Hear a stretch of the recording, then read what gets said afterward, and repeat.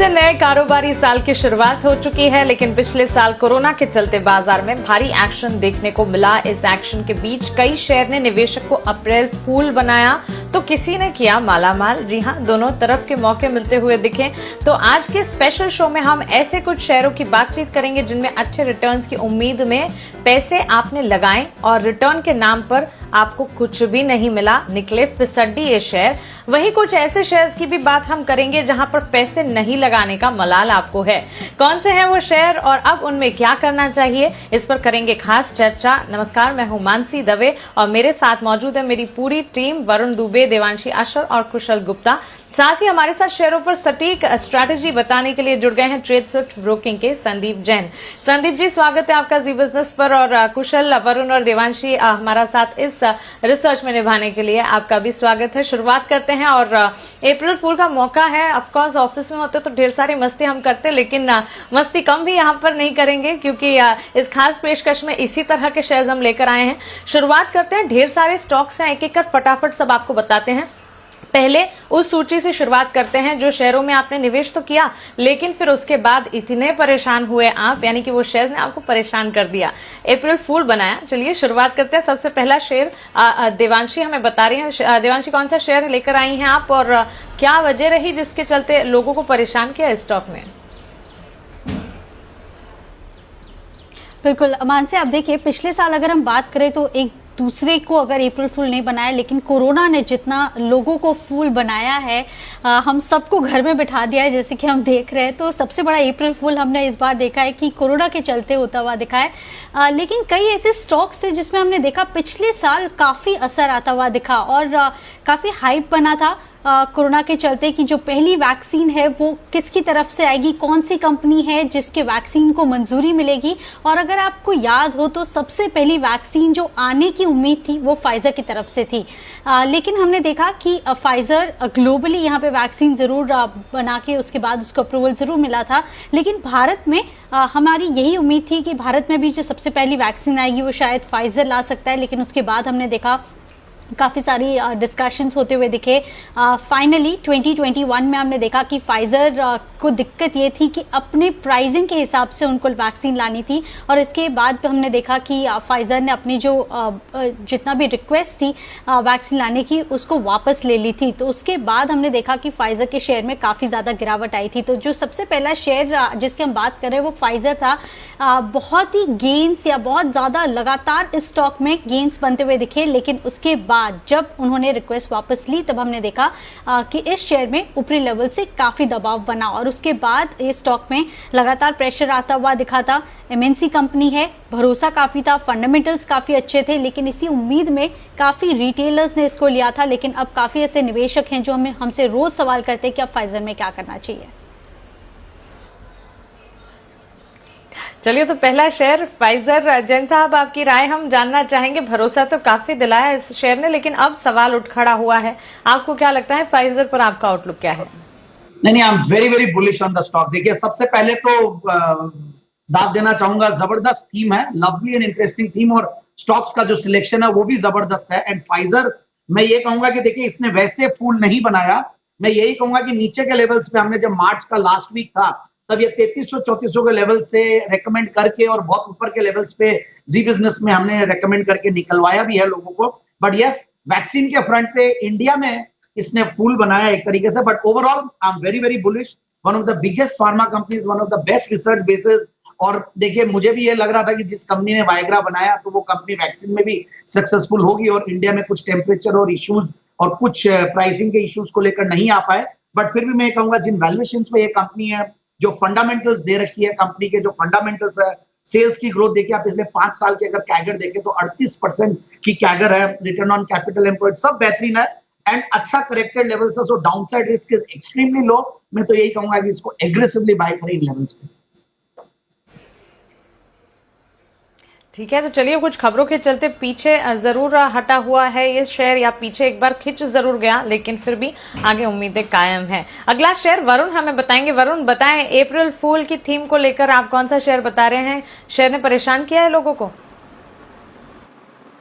Definitely बहुत ज्यादा परेशान किया है। जब से इस कंपनी का आईपीओ आया तब से लगातार परेशान करते जा रहा है, क्योंकि आईपीओ का प्राइस कभी वापस आया नहीं। और ये स्टॉक है कोल इंडिया का, देखिए पूरे मेटल सेक्टर में अगर आप देखेंगे तो जम के तेजी देखने मिली है। मेटल सेक्टर को देखिए करीब 150% के आसपास का उछाल देखने मिला और दिग्गज टाटा स्टील, JSW स्टील जैसे काउंटर भी जो है वो दुगने तिगने हो चुके हैं। लेकिन इस काउंटर को देखिए पूरे साल किस लेवल पे ट्रेड किया है, 130, 140 इसी लेवल पे ट्रेड करते आया है। इसका 52 वीक हाई 163 का है, 52 वीक लो 110 रुपए के आसपास का है, यानी कि इस 50 रुपए के दायरे में ही ये काउंटर लगातार ट्रेड करते आया है। देश में जो कोयला का इंपोर्ट हो रहा है उसको कम करने के लिए सरकार ने कदम उठाए, उसका फायदा इस कंपनी को नहीं मिला। बिजली की खपत लगातार बढ़ रही है जिसमें कोयला का इस्तेमाल होता है, माना जा रहा था उसका फायदा मिलेगा, उसका फायदा भी इस कंपनी को नहीं मिला। इसके अलावा अगर आप देखेंगे तो ये स्टॉक जो है पूरी तरह से अंडर परफॉर्मर रहा है। डिविडेंड यील्ड के नाम पे लोगों ने इस स्टॉक को खरीदा, एक साल में करीब 12.5 रुपए के आसपास का डिविडेंड दिया। डिविडेंड यील्ड 10% के आसपास है, लेकिन कैपिटल एप्रिसिएशन जो है वो ऑलमोस्ट नेग्लिजिबल है इस काउंटर का। तो ये स्टॉक ऐसा स्टॉक है जिसपे लगातार ब्रोकरेज हाउस भी कहते गए 180-200 का लेवल देखने मिलेगा, लेकिन वो कभी आया नहीं। उम्मीद थी लेकिन उम्मीद पे बिल्कुल भी खरा नहीं उतरा है स्टॉक। बिल्कुल, तो कोल इंडिया अगला शेयर हमारी तरफ से। संदीप जी, आप क्या कहेंगे? उम्मीदें तो बड़ी बड़ी लगाई लोगों के, काफी ज्यादा गोल्स भी थे इस शेयर को लेकर, लेकिन जो भी उम्मीदें थे उस पर खरा नहीं उतर पा रहा है शेयर। बिल्कुल बिल्कुल सही कह रहे हैं और वरुण जी ने बहुत बढ़िया से कहा कि देखिए कैपिटल अप्रिसिएशन के लेवल पे भी फूल बने हैं और जो डिविडेंड यील्ड है उसको लेकर फिर भी मैं ये कहूंगा कि डिविडेंड यील्ड इन स्टॉक्स में वो देखना पड़ता है और वहां पे अच्छी डिविडेंड यील्ड देता है ये स्टॉक। बट फिर भी यही कहूंगा कि बाय करके ही चलना चाहिए क्योंकि PSUs अब फ्लेवर में आए हैं। हो सकता है एक साल फूल बने हैं बट आगे आने वाले दिनों में हो सकता है कि जिस तरीके के फंडामेंटल्स है, जो वैल्यू है, जो करेक्शन है, रिस्क रिवॉर्ड रेशियो है, इन सबको देखते हुए लगता है कि इस स्टॉक को कहीं ना कहीं लिया जा सकता है और स्टैगर्ड वे में बाइंग की जा सकती है। एंड जो टारगेट मैं दूंगा वो 160 का टारगेट आने वाले अप्रैल फूल तक। ठीक है, तो एक बार बाइंग करने के बारे में स्टैगर्ड मैनर में सोचा जा सकता है। टारगेट्स भी संदीप जी ने आपको सुझाए हैं, लेकिन कोरोना काल में क्या या फिर उससे पहले भी कभी हमने ऐसा सोचा था कि खाने पीने मौज मस्ती पर ताला लग सकता है? जी हाँ, ऐसा भी हुआ। एंटरटेनमेंट, मूवीज, ये सब भी खत्म होता हुआ दिखा। कह सकते हैं कि एक तरह से लॉकडाउन वहां पर भी लग गया, उसका असर भी कुछ शेयरों पर पड़ा है। कुशल हमें बताएंगे कौन सा शेयर है जिसने एक तरह से अप्रैल फूल बनाया और लोगों को परेशान किया। कुशल बताएं। बिल्कुल मानसी, इनफैक्ट मूवी की आप बात कर रहे थे और यहाँ पर कहीं ना कहीं इम्पैक्ट जो है लगातार, जैसे कि लॉकडाउन रिड्यूस होने लगे, इनफैक्ट यहाँ पर जो रिस्ट्रिक्शंस लगे हुए थे जब कोविड शुरू हुआ था उसके बाद से कहीं ना कहीं ये अटकलें लगाई जा रही थी कि यहाँ पर बहुत बड़ा इम्पैक्ट आता हुआ नजर आएगा। और PVR में अगर आप स्पेशली देखें तो 52 वीक लो जो कंपनी ने बनाया है वो 19 मई को बनाया था 706 रुपये के लेवल्स का। उसके बाद से जब जून से ऑनवर्ड जो है लॉकडाउन की अनलॉकिंग होने लगी, इनफैक्ट जो फर्स्ट फेज आया उसके बाद से कहीं ना कहीं इन्वेस्टर्स को एक्सपेक्टेशंस थी कि यहाँ पे काफ़ी ज़्यादा जल्दी जो है बेहतरी के संकेत देखने को मिलेंगे। पर वापस से अब वो जो कोविड के केसेस आ रहे हैं, मूवी रिलीज डेट्स जो हैं वो आगे एक्सटेंड होती हुई जा रही है और इसी वजह से अगर आप देखें तो 21 जनवरी को जो इसने हाई बनाया था करीब 1600 रुपये का, उसके बाद उससे फिसल कर ऑलमोस्ट 1200 रुपये के लेवल्स पर फिर से PVR ट्रेड करता हुआ नजर आ रहा है। तो कंटिन्यूअस अनिश्चितता के फेज में जो है ये स्टॉक हमें नजर आ रहा है और इसी वजह से निवेशक परेशान है इसमें निवेश करके। बिल्कुल संदीप जी, PVR है हमारी तरफ से अगला शेयर और इनफैक्ट देश में लॉकडाउन खत्म होने के चलते तेजी आई, लेकिन ये जो तेजी खुशी के दिन थे वो ज्यादा टिक नहीं पाए। उतार चढ़ाव के बीच ही लगातार पिछले एक साल से हम देख रहे हैं इसके कारोबार और साथ ही स्टॉक में भी मूवमेंट है। आपकी राय क्या होगी? बिल्कुल, मैं तो वैसे फूल बनाऊं कि मुझे लगा था कि जब किसी बिजनेस का कारोबार ही नहीं चल रहा किसी कंपनी का और बहुत टूटना चाहिए, बट जिस तरीके से बाउंस किया तो देखिए कितने स्ट्रॉन्ग इनके लिए व्यूज और इन्वेस्टर्स कितने आतुर है कि स्टॉक को लिया जाए। So one of the worst affected sectors था और मैं ये कहूंगा कि 705 से 1600 तक का सफर था पूरे साल में।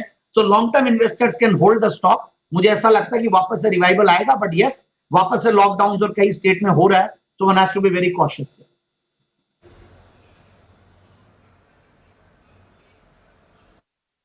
तो आपने PVR पर अपनी राय दी है, पर आगे के लिए जो है नेक्स्ट सेट ऑफ स्टॉक जो है वो मानसी हमारे लिए लेकर आएगी, क्योंकि देवांशी, वरुण और मैंने तो आपको रेकमेंड बता दिए हैं कि कौन कौन से स्टॉक्स हैं जहां पर आपने पैसे लगाकर जो है वहां पर आपने चिंता जो है अपनी बढ़ी है। और इसी सूची में आगे जो स्टॉक है वो मानसी हमें बताइए। मानसी बताइए।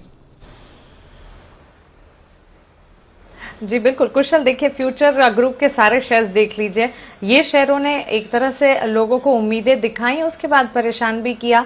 सारे के सारे फ्यूचर ग्रुप के शेयर्स इस सूची में आ सकते हैं। फ्यूचर ग्रुप पर फोकस कर रहे हैं हम। एक तो इनका हिस्सा जो कि बिक नहीं पाया, इसका एक इम्पैक्ट था जो कि स्टॉक प्राइस पर देखने को मिला। इसके बाद रिलायंस के डील के चलते स्टॉक में एक बार मूवमेंट भी देखने को मिली, अच्छी तेजी का दौर भी था, लेकिन अमेजॉन की तरफ से रिलायंस डील पे आपत्ति से डील जो है वो रुकती हुई दिखी। उसके बाद एक इवेंचुअल नेगेटिव इम्पैक्ट भी आता हुआ दिखा। अब अगर इनके फंडामेंटल्स और टेक्निकल्स को समझने की कोशिश करें, कंपनी की वित्तीय हालत जो है वो खराब है, साथ ही कर्ज भुगतान पे भी कंपनी काफी दिनों से, काफी समय से डिफॉल्ट किए जा रही है। तो ये सारी की सारी चीजें हैं जो कि एक तरह से साबित होती हुई देखी फ्यूचर ग्रुप के शेयरों को या फ्यूचर ग्रुप ऑल टुगेदर को एक रिस्की बेट के तौर पर दिखाने लगी। जैन साहब, आपकी राय फ्यूचर ग्रुप शेयरों पर क्या होगी? ये एक ऐसा ग्रुप है जिसमें मैं हमेशा से नेगेटिव था, भले ये बहुत बड़ी बड़ी पॉजिटिव न्यूज आए तब मेरा शायद गलत भी पड़ा था राय, बट फिर वापस से मैं बोलूंगा कि जो उन्होंने भी ले रखा है वो कहीं ना कहीं एग्जिट ऑन बाउंस की स्ट्रेटेजी रखे। बहुत दिक्कत आने वाली है, कोर्ट में हर लेवल पे चल रहा है मामला। So I am not very very bearish and मुझे लगता है एग्जिट की स्ट्रेटेजी रखनी चाहिए। ओके, तो चलिए अब हमने आपको वो सारे शेयर्स बता दिए हैं एक एक करके जिसमें पैसे लगाकर अगर किसी ने लगाए हैं तो पछताएं लोग, लेकिन आप वो सोचिए, आपको बताते हैं जहां पर पैसे अगर नहीं लगाएं तब भी आप पछताएं, क्योंकि शेयरों ने ऐसा सरप्राइज किया है कि आप सोच रहे होंगे कि यहां पर हमने निवेश क्यों नहीं किया। पहला शेयर देवांशी हमें बताएंगी। देवांशी, बताएं कौन सी सेगमेंट, कौन से सेक्टर से जुड़ा शेयर है और किस तरह से लोगों को सरप्राइज किया इस शेयर ने?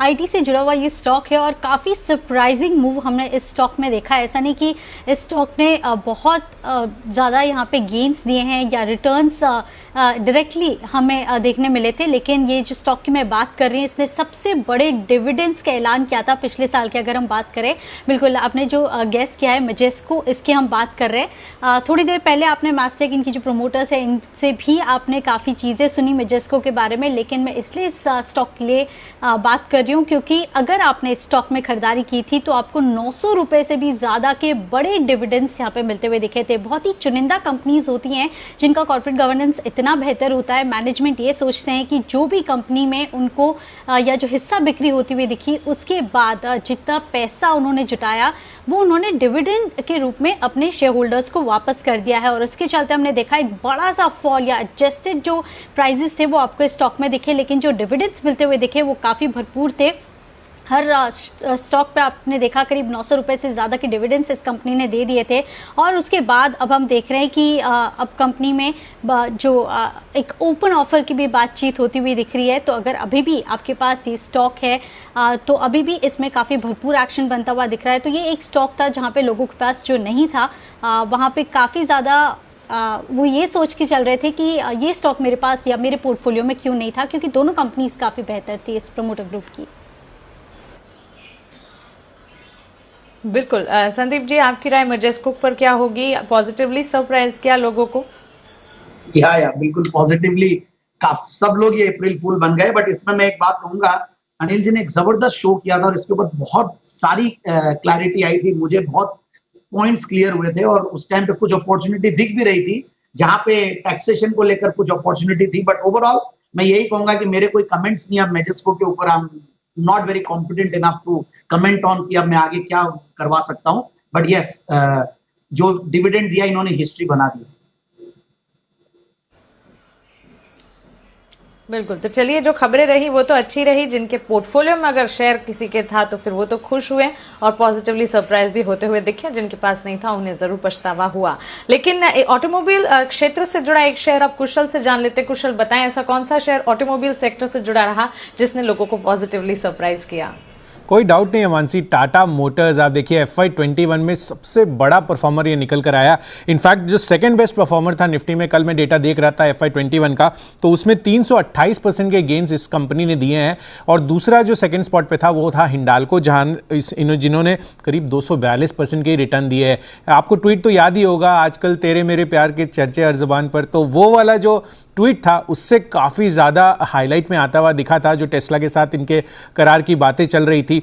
और साथ ही आपने देखा कि ईवी को लेकर जिस तरह से सरकार की प्रतिक्रियाएं हैं, और यहाँ पर टेस्ला की भी जब भारत में एंट्री हो गई है, ये स्टॉक काफ़ी बड़ा फोकस में आता हुआ नजर आ रहा है। और पैसेंजर व्हीकल्स आप देखिए, इनके जो month on month in fact year on year आंकड़े आते हुए दिख रहे थे, वो काफ़ी सिग्निफिकेंटली बेहतर होते हुए दिख रहे हैं, और सीवी साइकिल में भी रिकवरी है। तो ओवरऑल अक्रॉस सेगमेंट जो है firing on all cylinders Tata Motors में हमें देखने को मिली है। और स्क्रैपेज पॉलिसी को लेकर भी जो जिस तरह के ऐलान किए गए हैं, उससे भी काफ़ी बड़ा फायदा टाटा मोटर्स को पहुंचता हुआ दिखा है। तो 52 वीक लो अगर आप देखें तो 3 अप्रैल को करीब 65 रुपए के भाव पर ये बिक रहा था, और ऑलमोस्ट इन्होंने 350 रुपए के हाइज लगाए हैं। तो अपने आप में काफ़ी सिग्निफिकेंट स्पाइक आपको स्टॉक में देखने को मिली है। बिल्कुल संदीप जी, कोई दो राहें नहीं है। टाटा मोटर्स यहाँ पर कंपनी आने और कंपनी के कारोबार ने शेयर धारकों को काफी ज्यादा खुश किया है। आपकी राय क्या होगी? या बिल्कुल, टाटा मोटर्स ने भी बाजार में ऐसा काम कर दिया। जो अभी गाने की बात चल रही थी तो मैं उसकी आगे की लाइन गाया हूं। सो टाटा मोटर्स ने देखिए बहुत पॉजिटिवली सरप्राइज किया, and I was very very bearish about the stock शुरुआत में जब इनके डेट्स के फिगर्स को देख के, बट मैनेजमेंट ने जो कन्विक्शन दिखाया और मैनेजमेंट ने जो हौसला बढ़ाया इन्वेस्टर्स का कि हम लोग अब इसमें डेट्स को लेकर काफी चिंतित और हम लोग आगे इसको रिड्यूस करेंगे, एंड फिर दिग्गज इन्वेस्टर्स भी कुछ निवेश किए इसमें। सो ओवरऑल मैं यही कहूंगा कि टाटा मोटर्स डीबीआर पे भी ध्यान रखा जा सकता है, बट मैं यही डिस्काउंट बढ़ा टाटा मोटर्स और टाटा मोटर्स डीबीआर में, that can be one opportunity, but overall मेरी तरफ से पार्शियल प्रॉफिट बुकिंग की ही राय है। ओके, तो चलिए पॉजिटिव है यहाँ पर टाटा मोटर्स पर संदीप जी भी। लेकिन अगले शेयर की तरफ आगे बढ़ते हैं। और जब किसी कंपनी को कारोबार में काफी ज्यादा ऑर्डर्स लगातार मिलते हुए दिखे, तो इस बात को बिल्कुल समझिएगा कि कंपनी अच्छा प्रदर्शन दिखा रही है और अच्छे लेवल्स पर काम कर रही है, जिसके चलते अच्छे ऑर्डर्स मिल रहे हैं। मैं ठीक कह रही हूँ नहीं वरुण? कौन सा शेयर आप बताने वाले हैं अगला?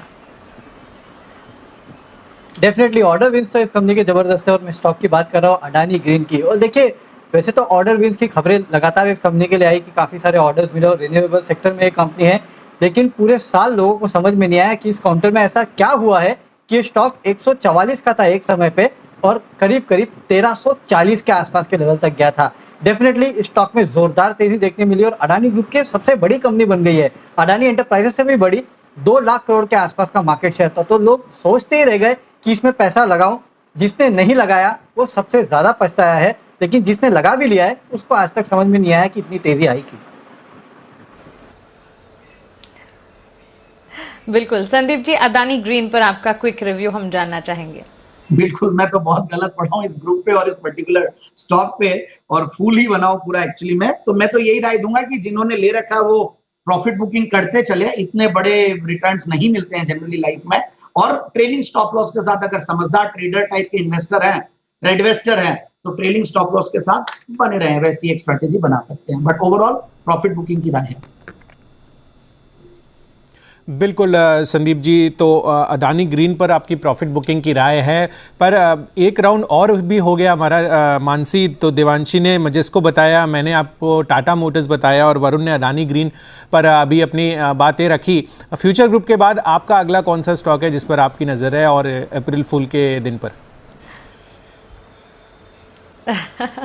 बिल्कुल पॉजिटिवली जिस शेयर ने सरप्राइज किया, और मुझे पता है सब लोग इस शेयर से इत्तेफाक रखेंगे। हेमिस्फीयर प्रॉपर्टीज की मैं बात करूं, इतना पॉजिटिव सरप्राइज इस शेयर ने किया है, और जो धुआंधार तेजी पिछले दिनों इस शेयर में देखने को मिली है काबिले तारीफ है। 52 वीक हाई इनके अगर देखें 201 रुपए 75 पैसे हैं, वहीं 52 वीक लो 56 रुपए हैं। आपको बता दें कमजोर लिस्टिंग होती हुई दिखी थी, उसके बाद शेयर में ये जो है आउट परफॉर्मेंस देखने को मिली है। शानदार तेजी के साथ स्टॉक ने ट्रेड करके दिखाया। और सबसे बड़ी बात, जी बिजनेस के मैनेजिंग एडिटर अनिल सिंघवी ने जब 85 से 89 तक के लेवल्स में ये ट्रेड कर रहा था, तभी बताया था कि इस शेयर में बहुत ज्यादा दमखम है और इसे निवेश के नजरिए के हिसाब से आपको देखकर चलना चाहिए। जब उन लेवल्स पर अगर किसी ने यहां पर एंट्री ली होगी तो देखिए कितना ज्यादा मुनाफा कमाता हुआ देखा होगा। लिस्टिंग के बाद स्टॉक में लगातार 8 लोअर सर्किट भी लगते हुए दिखे थे। कितने मौके आए जब एंट्री ली जा सकती थी, और कंपनी के पास पड़ी जमीन की कीमत के चलते स्टॉक की री रेटिंग भी हुई। लगातार ऐसा समय भी आया जब एंट्री लेने के बारे में सोचा जा सकता, और फिर ऐसा समय भी आया जब लोगों को लग रहा था कि अब तो ये हमारी रीच से ही बाहर हो गया। संदीप जी, आप क्या कहेंगे? तो लास्ट तो मैं पूरा कॉपी करूंगा अनिल जी को। आज मैंने शर्ट भी ब्लैक पहना और हेमिस्फीयर प्रॉपर्टीज पे जब मेरी रिसर्च टीम के साथ बैठा हुआ था तो रिव्यूज कुछ अलग अलग आ रहे थे। मतलब नहीं, अनिल जी ने इसका भी बहुत बड़ा टारगेट दिया हुआ है और मेरे हिसाब से इस स्टॉक को बिल्कुल बाय ऑन डिक्लाइंस की रणनीति अपनाए, जबरदस्त वैल्यू है and I am very convinced ये आराम से 190 तक के लेवल्स आने वाले कुछ महीनों में दिखा सकता है या एक साल में, but yes, by on declines in staggered manner. चलिए, तो बिल्कुल 8 शेयर्स हमने आपको बता दिए हैं। 2 बोनस शेयर हम आपको क्विकली बता रहे हैं। कुशल हमें बताएंगे एक शेयर। कुशल बताएं। मानसी, भारती एयरटेल अगला स्टॉक है। आप देखिए 52 वीक लो 394 रुपए का इसने 19 अक्टूबर 2020 को बनाया था और कहीं ना कहीं जिस तरह से एनएसडीएल के वेटेज को मामले को लेकर बात चल रही थी और एजीआर मामले पर भी बहुत प्रक्रिया जो है आगे पीछे हो रही थी, उस वजह से इसने 52 वीक लो बनाया। पर कहीं ना कहीं उसके बाद निवेशकों का जो इंटरेस्ट है वो इसमें बढ़ता गया। टैरिफ हाइक्स और 5G ऑक्शन आगे आने वाले समय को लेकर निवेशक जो है 623 का हाई जो है 52 वीक हाई कंपनी ये मारते हुए नजर आई थी। पर कहीं ना कहीं फिर से अब बाजारों में ये थोड़ा सा इम्पैक्ट इस स्टॉक पर आता हुआ दिखा है और 517 के लेवल्स पर अभी हाल फिलहाल ट्रेड करता हुआ दिख रहा है। ओके वरुण, आप भी अपना शेयर बता दीजिए, उसके बाद दोनों ही शेयर भारती एयरटेल और आपके शेयर पर जैन साहब से उनकी राय लेंगे।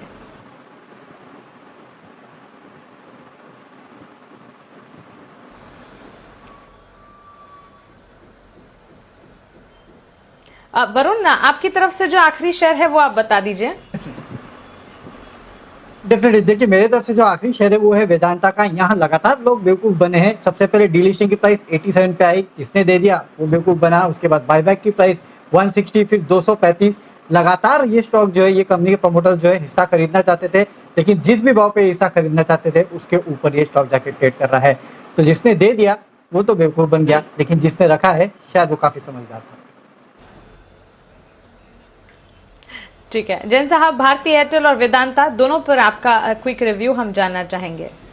भारती में आई एम क्वाइट बुलिश। मेरे हिसाब से भारती को लेके चलना चाहिए और अच्छा खासा परफॉर्म करेगा आने वाले 1-1.5 साल 2 साल में।